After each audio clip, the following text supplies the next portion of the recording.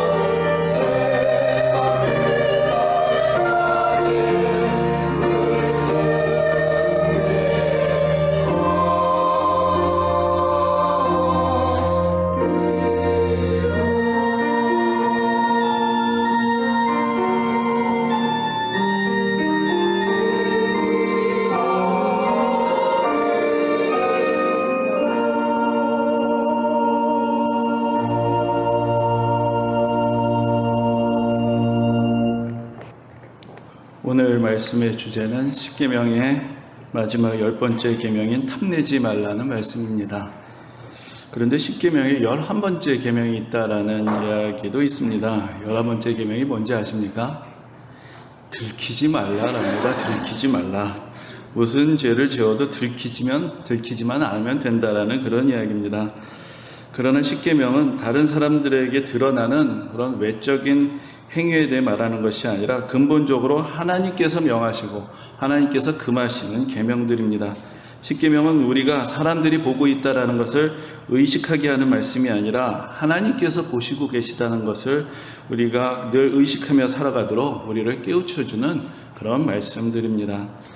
미국의 인류학자 루스 베네딕트가 국화와 칼이라는 책에서 일본 문화에 대해서 분석을 하면서 일본 문화는 수치의 문화이고 서양의 문화는 죄의식의 문화다라는 그런 유명한 말을 남겼습니다. 이 말은 우리나라에도 어느 정도 적용이 되는 것 같습니다. 우리나라의 전통 윤리의 근본에는 유교가 자리 잡고 있습니다. 그런데 유교는 절대자와의 관계보다는 다른 사람들과의 관계를 더 많이 강조를 합니다. 다른 사람들의 시선을 의식하는 것이 나의 윤리와 행동의 근거가 됩니다. 전에도 말씀을 드린 바가 있지만은 유교의 윤리를 요약한 삼강오륜에는 신과의 관계, 절대자와의 관계에 대한 항목 자체가 아예 없습니다. 모두 인간관계를 잘하는 것이 핵심입니다. 그래야 소위 싸가지가 있는 사람으로 또 인정을 받게 되는 것이죠. 그리고 그때 인간관계의 중심에는 내가 있습니다. 나를 중심으로 내가 관계를 맺는 사람들, 나에게 가까운 사람들에게 어떻게 하느냐, 그것을 가지고 그 사람의 인격을 판단하게 되는 것입니다. 그러나 십계명은 먼저 하나님과의 관계에 대한 계명들로 시작됩니다. 그리고 사람들과의 관계에 대한 계명도 하나님과의 관계에 대한 계명에서부터 파생이 되는 것입니다.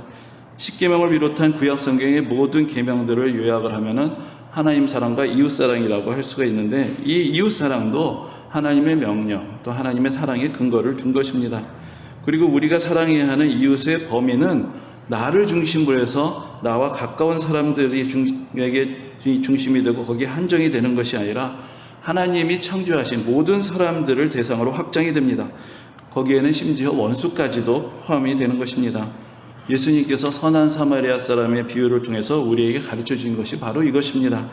사마리아 사람에게 유대인은 원수였지만, 그러나 예수님은 강도 만나 죽어가는 유대인을 불쌍히 여기고 그를 사랑하고 자비를 베푼 한 사마리아 사람의 예를 들어주시면서 우리가 원수까지도 사랑해야 한다는 것을 가르쳐 주신 것입니다.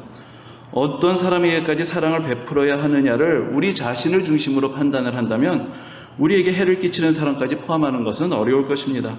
그러나 하나님께서 보시기에는 나도 하나님의 피조물이고 다른 사람들도 하나님의 피조물입니다. 그리고 나도 죄인이고 다른 모든 사람들도 죄인입니다. 그렇기 때문에 어떤 특정한 사람들에게 제한을 두거나 아니면 어떤 특정한 사람들을 배제하고 차별할 수는 없는 것입니다. 십계명에서 유일하게 특정한 대상을 언급하는 것이 내 부모를 공경하라라는 계명입니다. 그런데 여기서 부모는 우리와 하나님을 연결시켜 주시는 그런 분들입니다. 하나님께서 우리의 부모님들을 통해서 우리에게 생명을 주셨고, 또 우리가 부모님을 공경함을 통해서 하나님을 공경하는 법을 배울 수가 있게 되기 때문입니다. 독일과 미국에서 활동했던 신학자 폴 틸리는 종교는 문화의 실체요, 문화는 종교의 형태다라는 그런 말을 남겼습니다. 모든 문화의 핵심에는 종교가 있고 문화는 종교가 표현되는 방식이라는 것입니다. 다른 말로 하자면 우리가 어떤 종교를 믿느냐에 따라서 우리의 가치관과 문화와 윤리가 달라져야 한다는 것을 말하고 있습니다. 유럽의 경우에 모든 타인들에게 관용을 베풀어야 한다라는 정신을 오랫동안 강조해왔습니다. 그런데 그 뿌리에는 바로 기독교 문화가 있습니다. 그런데 유럽 사회가 세속화되면서 이제 많은 사람들이 교회를 떠나고 더 이상 기독교 신앙을 갖지 않게 됩니다. 그런데 그 가운데서 최근에 테러와 난민 문제가 벌어지고 어려움을 겪게 되니까 왜 우리가 다른 사람들에게 관용을 베풀어야 하느냐, 여기에 대해서 큰 혼란을 겪고 있습니다. 윤리의 근본이 되는 종교를 상실하게 되기 때문에 윤리 가치의 기준이 흔들리게 되는 것입니다. 지금 우리나라 기독교의 가장 중요한 과제 중에 하나는 기독교 문화와 기독교 윤리를 어떻게 세워가야 하느냐에 있습니다. 예수를 믿지만 아직도 예수님의 말씀이, 성경의 가르침이 내면화되지 못했기 때문에 우리는 겉으로는 그리스도인으로 살아가지만 그러나 내면적으로는 아직도 기독교적인 가치가 자리 잡지 못하고 여전히 전통적인 가치관에서 벗어나지 못하고 그렇게 살아가고 있습니다. 그래서 예수를 믿으면서도 아직도 체면에 대해서 얘기를 하고 학벌이나 배경으로 사람을 차별합니다. 그래서 그리스도인들이 말과 행동이 다르다라는 그런 비판을 받게 되는 것입니다. 저는 종종 전에도 말씀드린 적이 있는 것 같은데 우리나라에 두 가지 종교만이 있다라는 그런 생각을 합니다. 기독교하고 불교를 말하는 것이 아니라 남들교하고 내맘교가 있다, 그런 생각을 하는 것입니다. 한 집안에서 이제 부모가 자녀를 나무랍니다. 너 그렇게 하면 남들이 뭐라고 하겠니? 그러면은 자녀가 대꾸를 하죠. 내 맘이라고, 내 맘대로 하지도 못하냐고 그렇게 대듭니다. 여러분, 여기서 행동의 기준은 남들이 어떻게 생각하는지와 내가 무엇을 원하는지입니다. 기성세대가 주로 믿는 종교는 남들교이고 젊은 세대가 주로 믿는 종교는 내맘교입니다. 하나님과 예수님은 온데간데 없습니다. 오직 남들교와 내맘교의 다툼, 남들과 내 자신의 싸움뿐입니다. 우리가 기독교 신앙을 내면하는 것은 남들이 보면 뭐라고 하겠니가 아니라 하나님께서 보시면 어떻게 생각하실 것인가, 내 마음대로 하고 싶은 대로 사는 것이 아니라 하나님 뜻대로 살고자 하는 것으로 바뀔 때 진정으로 그리스도 신앙이, 기독교 신앙이 우리 마음에 내면화가 되는 것입니다. 그래서 오늘로 십계명에 대한 설교를 마치게 되지만, 그러나 앞으로도 우리가 그리스도인으로 어떻게 살아가야 하는지 고민하며 하나님의 은혜와 하나님의 말씀이 우리 삶을 통해서 열매를 맺을 수 있도록 우리는 더욱더 노력을 해야 할 것입니다. 그런데 이렇게 쭉 십계명에 대한 설교를 해가면서 이런 생각을 해볼 때가 있습니다. 이렇게 무엇을 하지 말라, 무엇을 하지 말라, 이런 계명 속에서 살아가기를 우리는 정말 바라고 있는가? 이렇게 사는 것이 너무 갑갑하진 않은가? 우리는 어디에 얽어매이기보다는 좀 더 자유롭게 살고 싶어 하지 않는가? 십계명을 지키면서 살면 행복할 수가 있는가? 기독교 신앙의 핵심에는 하나님의 은혜와 사랑이 있는데, 그래서 내가 예수를 믿는 것인데, 십계명은 너무 사람을 올가매어서 하나님을 사랑의 하나님으로 느끼게 되기보다는 우리의 행동을 늘 감시하시고 심판하시는 그런 두려운 하나님으로 가르쳐주고 있는 것은 아닌가, 이런 생각을 하게 됩니다. 이런 생각들에서 벗어나기 위해서는 우리가 십계명을 공부하고 또 암송하면서 근본적으로 하나님이 우리를 사랑하셔서 우리의 행복을 위해서 십계명을 주셨다는 것을 깨달을 필요가 있습니다. 십계명은 우리의 자유를 제한하고 어떤 틀 안에 가두어서 답답하고 재미없고 몸이 건조하고 우울하게 살게 만드는 것이 아닙니다. 우리가 행복하게 살아가기 위한 삶의 근본적인 원리들을 가르쳐주는 것입니다. 무엇을 하지 말라라는 계명들이 더 많은 것은, 다른 말로 하자면 이런 것들만 하지 않으면, 이 계명들만 지키면 우리에게는 다른 모든 것들을 추구하며 살아갈 수 있는 자유가 생긴다는 것을 알려주는 것입니다. 우리는 하나님께서 주시는 계명을 지키면서 다른 사람들을 뜨겁게 사랑하고 하나님이 지으신 이 아름다운 세상에 감탄하며 하나님께서 주신 우리의 재능을 개발하고 우리 자신의 가능성을 성취해가면서 행복과 만족과 보람을 느끼며 살아갈 수가 있습니다. 십계명은 우리를 불행과 후회와 불안과 어리석음으로부터 보호해줍니다. 교만과 미움과 거짓과 잘못된 욕망들이 사실은 우리의 삶을 망치고 무너뜨리고 불행하게 만들고 있기 때문입니다. 십계명은 우리의 인생이라는 경기의 규칙과도 같습니다. 경기의 규칙이 무너지고 오직 승리만을 추구한다면 모든 운동 경기의 마지막은 패싸움으로 끝나게 될 것입니다. 그러나 선수들과 관중들 모두가, 그리고 그렇게 되면은 결국은 선수들과 관중들 모두가 다 불행해집니다. 그러나 선수들이 서로 규칙을 준수하면서 경기를 할 때 이기든 지든 그 결과를 받아들이며 또 즐길 수 있는 것이고, 그 경기를 관람하는 모든 사람들에게 기쁨을 줄 수 있습니다. 십계명은 하나님이 지으신 이 세상에서 우리가 행복을 느끼기 위해서, 행복을 누리기 위해서 지켜야 하는 규칙들인 것입니다. 그리고 특히 우리 이웃들에 대한 계명들, 살인하지 말라, 간음하지 말라, 도둑질하지 말라, 내 이웃에 대하여 거짓 증거하지 말라라는 이런 계명들의 목적은 나의 생각과 행동을 규제하는 데 있는 것이 아니라 우리의 생명, 우리의 인격, 우리의 가정, 우리의 재산, 우리의 명예를 소중하게 지키고 보호해 주시는 그런 말씀들이라는 것을 우리가 깨달아야 합니다. 그리고 우리의 생명과 인격과 가정과 재산과 명예가 소중하듯이 우리도 다른 사람들에게 똑같이 대하라고 가르쳐 주시는 것입니다. 그러므로 구약 성경이든 신약 성경이든 율법이든 복음이든 그 근본에는 은혜롭고 자비로우신 우리 아버지 하나님의 사랑이 있습니다. 그 사랑 안에서 우리는 계명을 지키고 또 말씀에 순종하며 하나님이 창조하신 이 세상의 질서 안에서 행복하고 보람이 있고 가슴 벅차고 기쁘게 살아갈 수가 있는 것입니다. 오늘의 본문은 십계명의 마지막 계명인 탐내지 말라는 말씀입니다. 8번째 계명을 다루면서도 말씀을 드렸지만은 탐내지 말라는 계명이 도둑질하지 않는 계명하고 결국 같은 것이 아니냐, 이렇게 생각할 수도 있을 것입니다. 하지만 도둑질하지 말라는 계명이 행위에 초점을 맞춘 것이라면 탐내지 말라는 계명은 내면의 마음과 생각에 더 초점을 맞춘 그런 계명이라고 할 수 있습니다. 그리고 좀 더 근본적으로 생각해 보면 이 탐심이라는 것은 인간의 모든 죄의 근원입니다. 창세기를 보면 최초의 인간이 하나님의 명령을 어기고 자기에게 보암직하고 먹음직하고 지혜롭게 할 만큼 탐스러웠던 그 과일을, 그 선악과를 먹었습니다. 사탄은 최초의 인간을 유혹하면서 선악과를 먹으면 눈이 밝아져서 하나님처럼 된다고 말했고, 그 말을 듣고 아담과 하와는 나도 하나님처럼 되기 위해서 하나님의 창조의 질서를 어기고 하나님같이 되려는 그런 탐욕으로 하나님의 말씀을 어기는 그런 죄를 범하게 된 것입니다. 그러므로 이 10번째 계명은 독립적인 또 하나의 계명이라기보다는 앞에서 말한 여러 계명들의 핵심을 정리한 것이라고 할 수 있습니다. 하나님을 경배하지 않고 부모를 공경하지 않고 다른 사람들의 생명과 인격과 재산을 존중하지 않고 거짓말을 하게 되는 이유가 바로 우리가 자기 자신을 이 세상의 중심에 두고자 하는 그런 욕망을 가지고 살아가고 있기 때문이다. 그것을 우리에게 가르쳐주고 있는 것입니다. 그런데 인간의 모든 욕망이란 것이 그럼 다 악한 것이냐? 우리가 그렇게 말할 수는 없을 것입니다. 특히나 우리의 생존의 욕구, 또 우리의 자아 실현의 욕구가 없다면 우리 삶은 이어질 수 없고 지속된다고 해도 그야말로 무의미하고 무건조한 삶의 연속이 될 것입니다. 그래서 그런 차원에서 우리는 욕구와 또 성경에서 말하는 욕망을 구분할 수 있어야 합니다. 욕구와 욕망은 비슷한 것처럼 보이지만 거기에 큰 차이가 있습니다. 우리 모두에게는 생존의 욕구가 있습니다.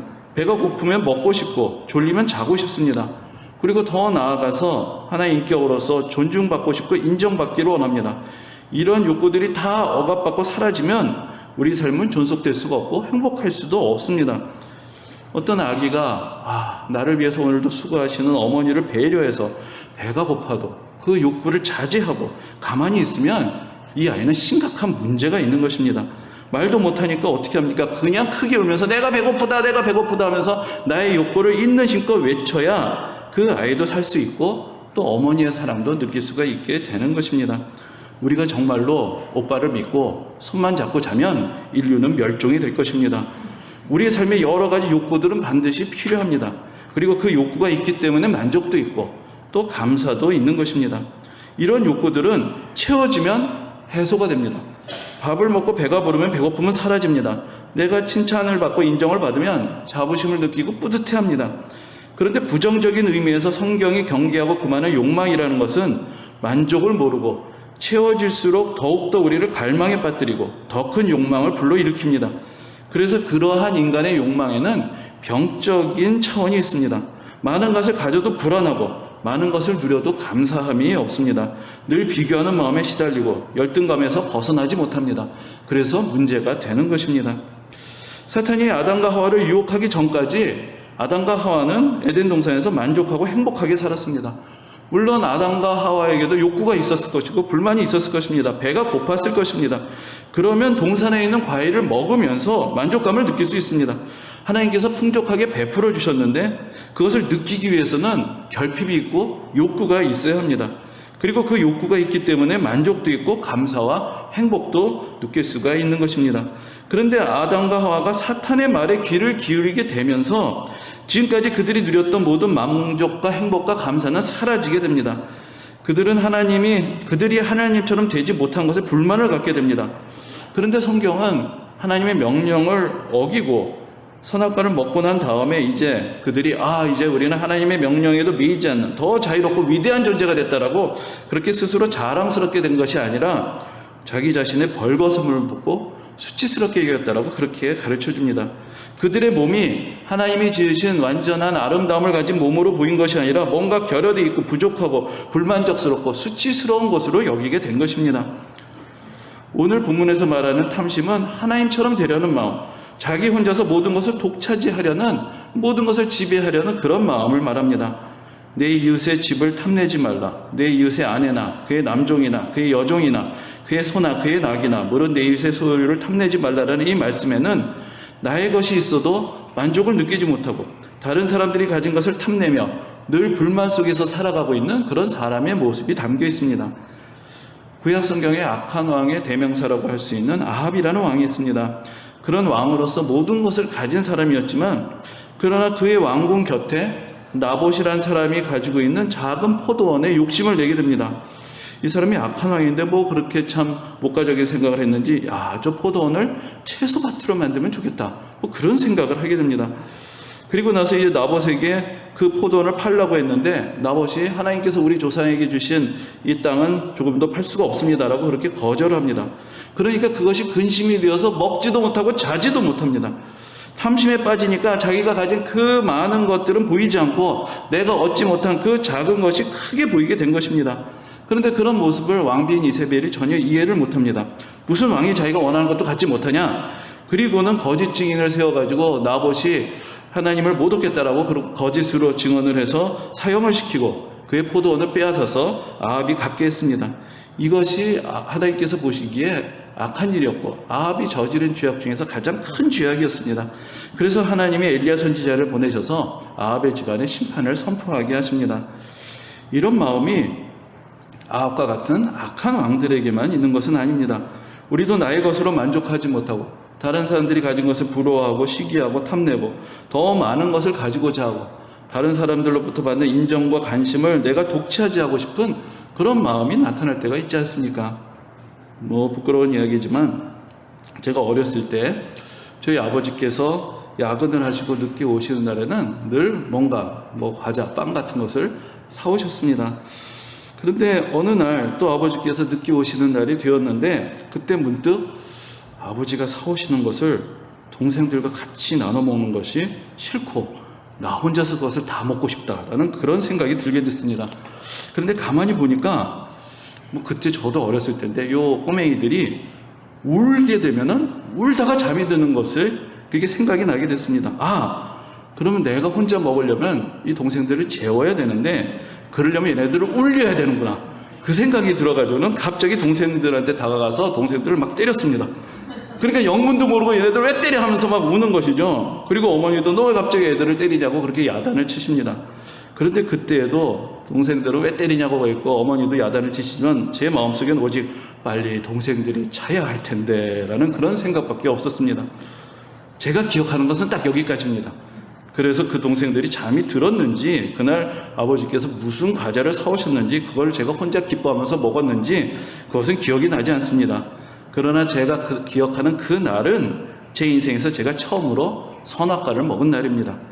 그 전까지는 아버지가 사오신 것을 먹으면서 행복했고 아버지가 빨리 오시기를 동생들과 함께 기다렸는데 어느 순간 내 동생들의 존재가 성가시게 생각이 되고 나 혼자 모든 것을 독차지하고 싶은 그런 마음이 생기게 된 것입니다.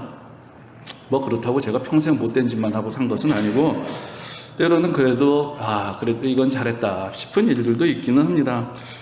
제가 고3이 되었을 때 학기 초에 이제 반에서 반장을 뽑는 날이 왔는데 제가 고2 때 반장을 했던 적이 있었습니다. 근데 담임선생님이 저를 부르시더니 야, 고3이라고 애들이 다 공부한다고 아무도 반장을 안 하려고 하니까 너 작년에 했으니까 그냥 올해도 네가 해라 라고 그렇게 말씀을 하시는 것입니다. 근데 제 말씀을 듣고는 기분이 좋았습니다. 물론 요즘같이 무슨 생기부에 적어주는 것도 아니고 공부하는데 방해가 된다면 될 수도 있겠지만 그래도 대장이 되는 건데 기분이 좋지 않았겠습니까? 그런데 그 순간에 제 마음속에 떠오르는 저희 중학교 동창인 저희 같은 반에 있는 친구가 있었습니다. 그래서 담임선생님께 이렇게 말씀을 드렸습니다. 우리 반에 그 아무개는 중학교 1학년 때부터 고등학교 2학년 때까지 부반장만 했습니다. 그러니까 걔가 고등학교 졸업하기 전에 한번 반장을 해보고 싶을 것도 같은데 그래서 먼저 그 친구에게 이야기를 해보시고 그 친구가 거절을 하면은 제가 하겠습니다 라고 그렇게 말씀을 드렸습니다. 그러니까 이제 선생님이 그 친구를 부르셨는데 제 예상대로 그 친구가 하겠다고 이야기를 해서 이제 그 친구가 반장이 됐습니다. 그런데 반장 역할을 너무나 잘했습니다. 5년을 준비했으니까 좀 잘했겠습니까? 그리고 여러분들 아시는 대로 고3 반장은 영원한 반장입니다. 그러니까 졸업을 하고도 계속 반장이 연락을 하고 여러 모임들을 주관하니까 지금까지도 반장을 하는 것이죠. 근데 사실 여러분 앞에서 제가 고2 때는 제가 반장을 했던 적이 있다라고 말씀을 드렸지만 사실 그때 너무 힘들었습니다. 담임 선생님하고 아이들 사이가 최악이 돼서 종례 시간에 어느 날 선생님이 난 더 이상 너희들 반에 담임을 할 수 없으니까 교장 선생님에게 다른 담임 선생님을 모셔달라고 해라 하고 그냥 반에서 나가버리시기까지 했습니다.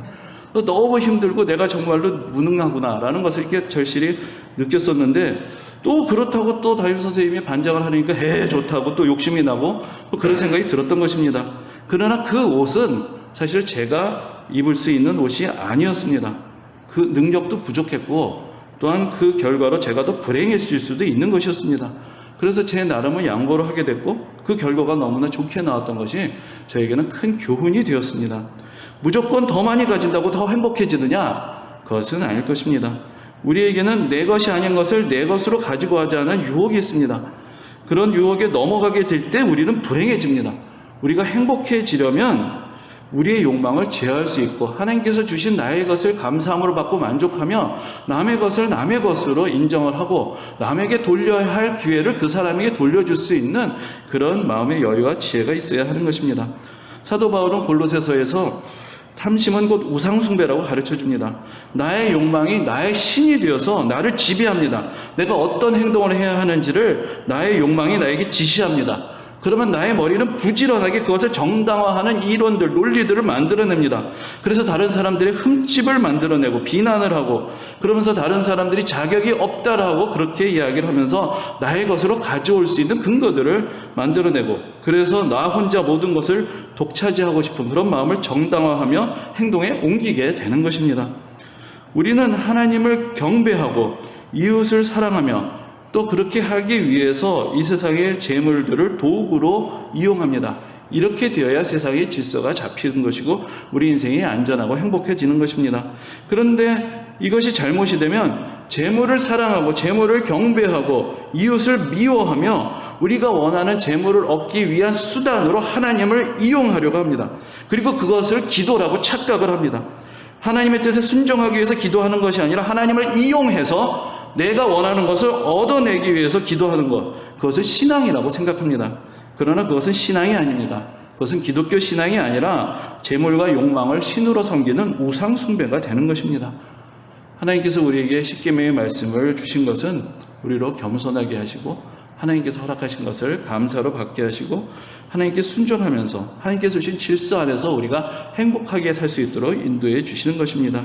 이제 하나님께서 우리에게 허락하신 모든 것에 만족하고 감사하며 우리 인생을 보람있고 행복하게 살아가는 은혜가 모든 성도님들에게 함께 하시기를 주님의 이름으로 축원합니다. 아멘.